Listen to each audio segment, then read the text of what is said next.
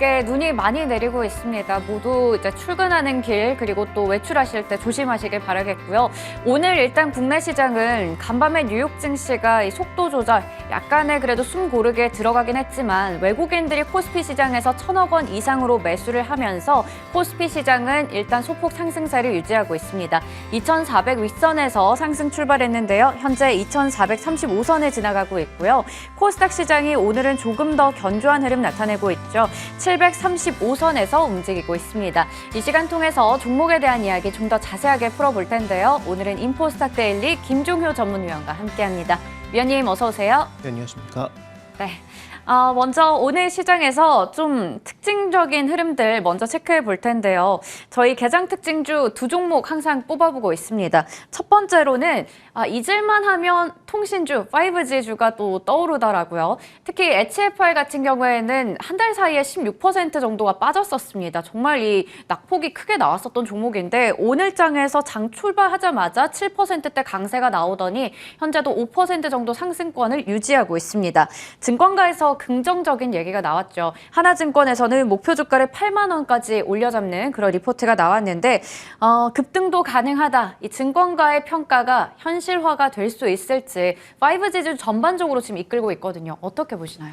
네, 5G주가 과연 실적을 낼 수 있을지보다 지금 우리가 중요하게 봐야 되는 것은 HFR이 그래도 작년에 꾸준하게 실적을 내면서 어쨌든 해당 종목이 가장 강했던 한 해를 보냈고요. 그렇다면 올해 과연 작년 같은 모멘텀이 나오면서 추가적인 성장도 있느냐를 따져보는 것이 핵심 포인트일 텐데 그 부분은 미국 실적과 더불어서 새롭게 나타나고 있는 5G에 관련된 B2B 물량이 과연 얼마만큼 시장에 유입될 수 있느냐. 그런데 그 시초 동향들은 분명히 나오고 있거든요. 뭐 네이버라든지 일부 기업들을 중심으로 해서 이 기업이 만들어내는 것 자체가 워낙 많다 보니까 이것을 이제 거의 턴키 방식으로 수주해서 로컬 5G 쪽에 매출이 올라가기 시작한다면 미국 쪽을 상수로 두고 거기에 플러스 알파가 생긴다. 그러면 이제 추가적으로 성장이 가능하다라는 그런 논리인데 어쨌든 지금 작년 실적으로 트레일링으로 봤을 때도 뭐 그렇게 밸류에이션이 비싸다라고 보기는 어렵고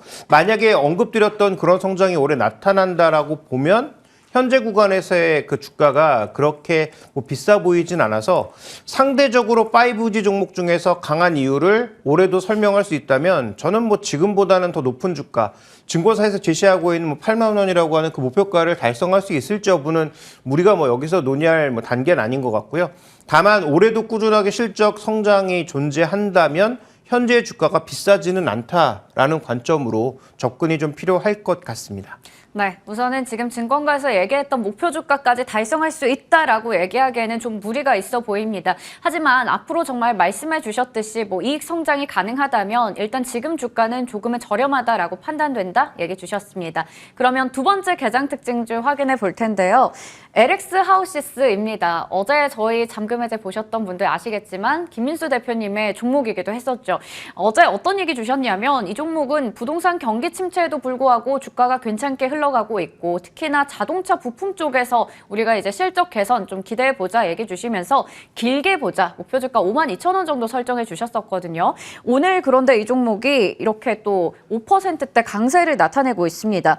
과연 이 실적 기대감 바탕으로 잘 올라가면서 우리가 기대할 수 있는 합리적인 목표가 어느 정도인지 궁금합니다. 이 종목은 그 장기적인 관점에서 PBR 기준으로 보면 이쪽으로의 상승 여력이 충분히 더 있는 것 같죠. 왜냐하면 지금 PBR 기준으로 봤을 때 0.4배 이 정도 수준까지 내려왔다 지금 반등하는 거잖아요.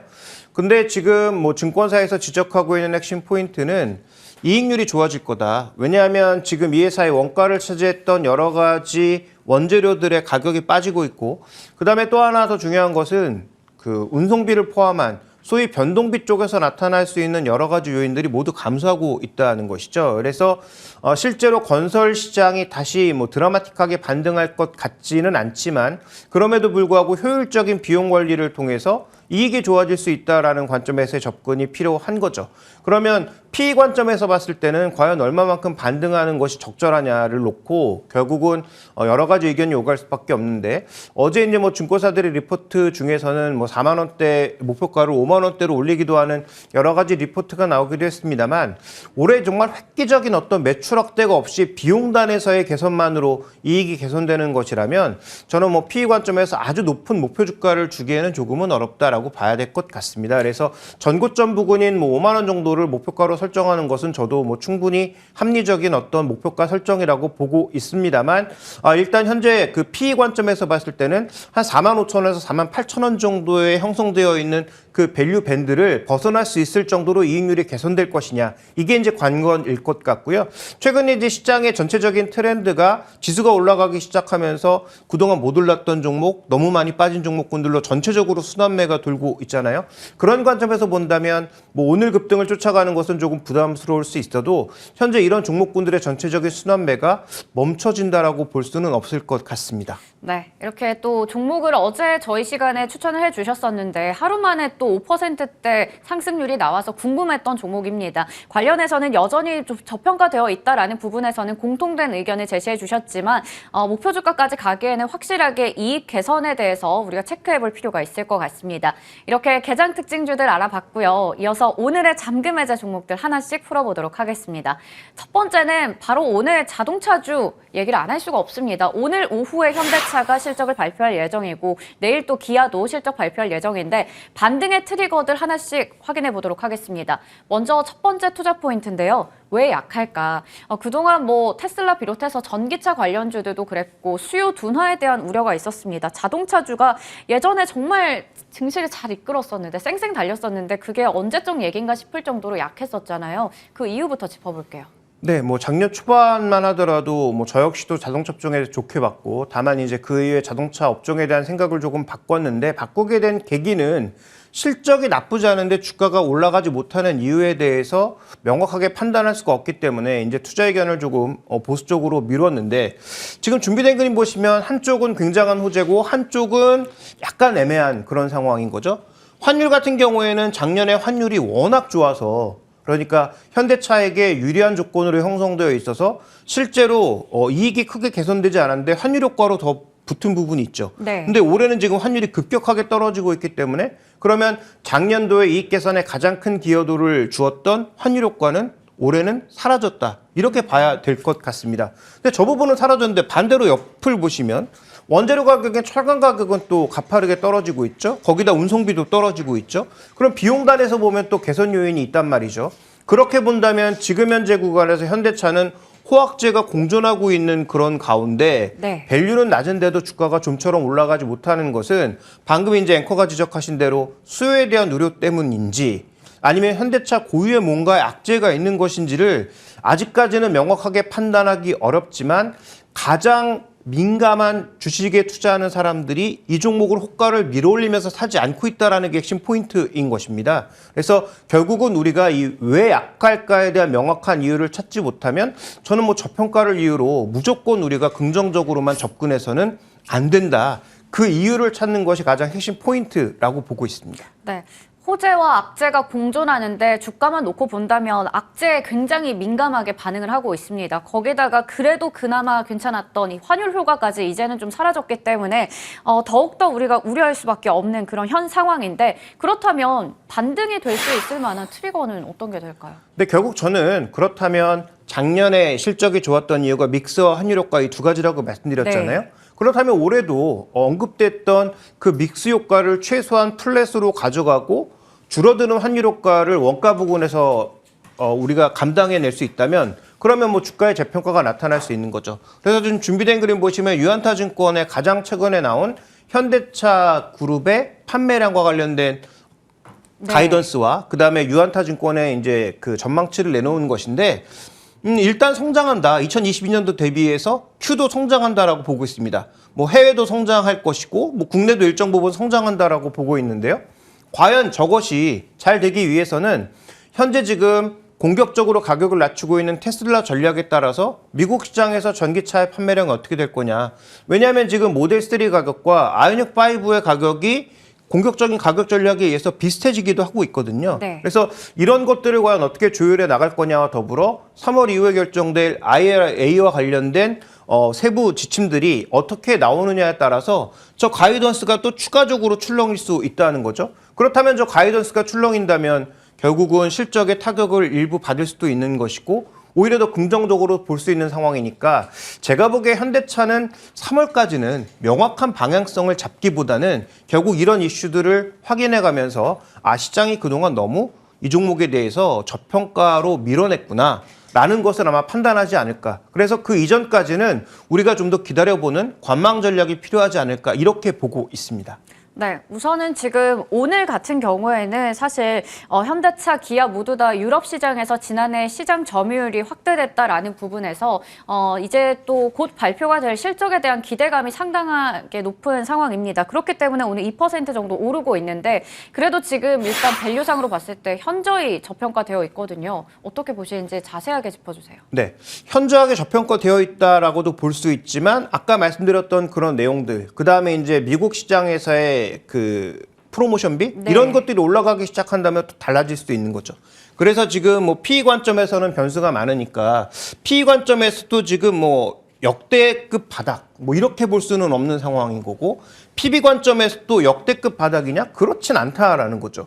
지금 전체적인 밸류상 2020년 거의 코로나 수준까지 떨어졌다가 약간의 지금 반등을 보여주고 있는 그런 상황인데 어쨌든 지금 가장 중요한 것은 이익의 플러스 마이너스 요인이 혼재하는 23년에서 추가 변하면 혹은 P가 변하면 혹은 아까 말씀드렸던 프로모션비 같은 것들이 변하면 현재의 밸류를 싸다고만 얘기할 수 없는 여러 가지 요인들이 복합적으로 얽혀 있는 상황입니다. 그래서 최근에 이제 제가 여러 종목군들을 말씀드리면서 이제 뭐 추격 매도하기엔 늦었다, 이제 손절하기엔 늦었다라는 말씀을 많이 드리고 있는데 현대차도 마찬가지예요. 지금 이 가격에서 팔 수 있는 그런 자리는 아니죠. 다만 중요한 것은 반등을 할 수 있는 트리거를 빠르게 만들어야 되는데 그게 제가 보기엔 아마도 3월 달에 IRA와 관련된 뭐 세부 지침들이 나오고 그다음에 현대차의 올해 1분기 정도의 실적을 보면 아마도 한 해 정도의 가이던스를 좀 더 명확하게 그릴 수 있을 것 같아서 그것을 확인하기 이전까지는 홀딩 관점에서 보자.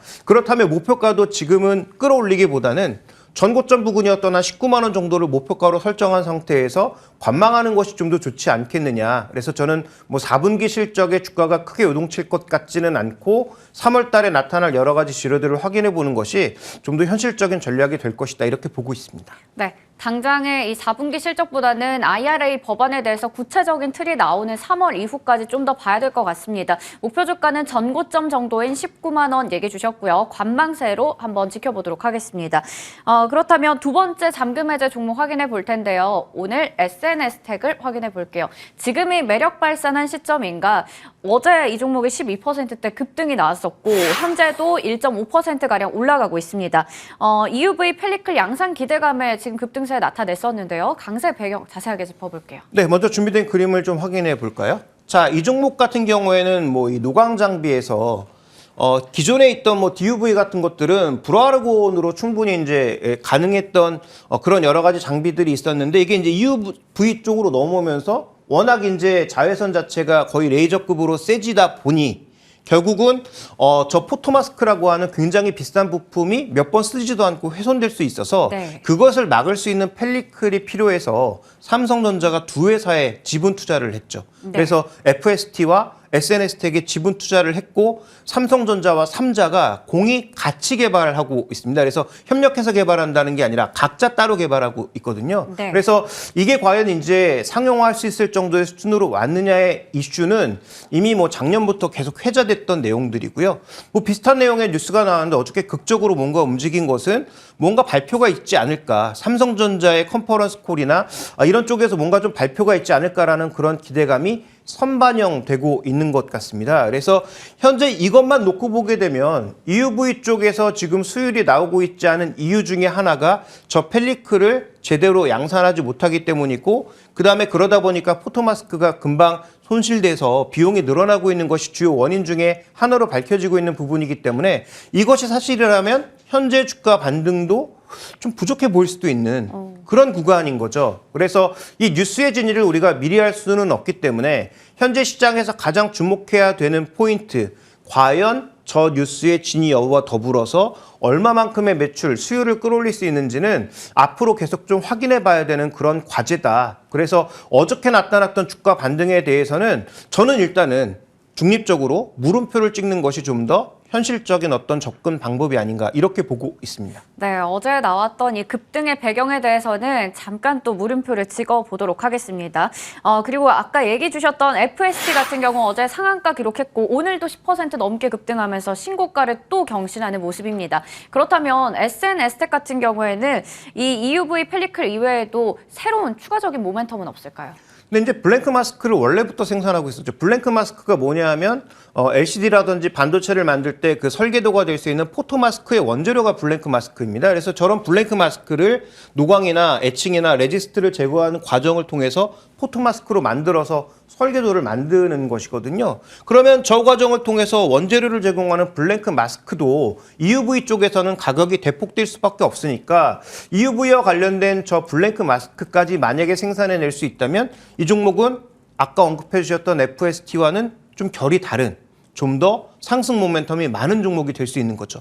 그러니까 이 종목에 우리가 좀 더 높은 밸류를 주고 있고 좀 더 높은 시총을 주고 있는 이유도 여기에서 나오고 있다라고 봐야 될 것 같습니다. 실제로 실적도 조금씩은 계속 올라가고 있는 상황이거든요. 속도가 아주 빠르진 않지만 계속 올라가고 있는 그런 상황이어서 이 종목의 또 하나의 모멘텀은 만약에 이 블랭크 마스크까지도 런칭해서 공급하기 시작한다면 이익률이 대거 개선될 수 있는 그런 요인이 있다라는 점에서 이 종목을 예전에 소개시켜 드린 적도 있었고 네. 관련된 기술과 뉴스에 대해서는 계속 추적이 필요하다라는 말씀을 여러 번 언급드렸던 것 같습니다. 네, 지금 뭐 앞서 살펴봤던 페리클뿐만 아니라 지금 블랭크 마스크에 대한 국산화 동시 추진까지 여러 가지 모멘텀을 안고 가는 중입니다. 그렇다면 오늘 현재 32,000원 선에서 거래가 되고 있거든요. 이 종목도 52주 신고가를 기록했는데 지금 밸류는 어떻게 보세요? 네, 지금 이 종목은 밸류 측정이 안 되죠. 왜냐하면 이 종목을 지금 뭐 계속 추적하면서 이 종목의 이제 가치를 추적하는 그런 증권사들의 자료 자체가 존재하지 않기 때문에 결국은 뭐 트레일링으로 볼 수밖에 없는 그런 상황인데 트레일링으로 봤을 때는 PR 기준에서도 굉장히 좀 비싸 보이는 상황이고요. 그다음에 PB 기준에서도 굉장히 좀 비싸 보이는 그런 양상입니다. 4분기 실적이 나와서 트레일링으로 해보면 약간 더 이제 내려오는 부분은 분명히 있겠지만 PE 관점에서도 거의 뭐 40배에서 50배 사이의 정도의 밸류이고 PB 관점에서 봤을 때는 큰 변화가 없으니까 3배가 넘는 정도의 수준의 가격인데 이게 아까 말씀드렸던 두 가지 뉴스가 사실이라고 하면 저동조의 가격이 또 그렇게 비싸 보이지도 않는 것이 현실이거든요. 네. 따라서 해당 종목의 목표가는 있을 수가 없고 현재 구간에서 이 종목을 만약에 보유하고 계시다면 저는 뭐 신규 매수 관점에서는 제가 뭐 특별히 조언 드릴 내용은 없을 것 같고 만약에 보유하고 계신 분들에게 제가 드리고 싶은 조언은 비중 조절을 유연하게 하실 수 있어야 된다. 뉴스라든지 아니면 기술적인 어떤 붕괴라든지 이런 게 나타났을 때 그냥 무조건 믿음만 가지고 쭉 가져가는 것이 아니라 상황 변화에 따라서 능동적으로 대응할 수 있는 유연함이 필요하다는 말씀을 드리고 싶습니다. 그래서 이 종목의 주가가 계속 뭐 빠지고 있었다면 저는 뭐 좀 긍정적인 말씀을 드리고 싶었지만 뭔가 뉴스가 하나 나오면서 이렇게 폭발하고 있는 종목에 대해서의 추격 매수는 좀 부담스러울 수 있고 현재 밸류가 여러 가지 호재를 반영한다고 하더라도 그렇게 싼 수준은 아니기 때문에 현재 구간에서의 추격 매수, 추가 매수보다는 기술적인 능동적인 대응이라든지 상황에 따른 빠른 판단이 좀 필요한 그런 종목이 아닌가. 따라서 목표가는 드리지 않겠고 상황에 따른 능동적인 대응 전략을 트레이딩 전략을 말씀드리고 싶습니다. 네, 목표가를 제시하기보다는 지금 관점에서는 추격 매수, 추가 매수보다는 보유자의 쪽에서 얘기를 주셨습니다. 워낙에 지금 또 52주 신고가를 기록하고 있고 뉴스들이 호재들이 쏟아지고 있는 만큼 이에 대한 사실 판단 확인 여부가 중요할 것 같습니다. 좀 더 능동적인 전략으로 접근해보자 얘기해 주셨습니다. 이렇게 오늘 두 종목까지 함께 이야기 나눠봤습니다. 인포스탁 데일리 김종효 전문위원과 함께했습니다. 고맙습니다.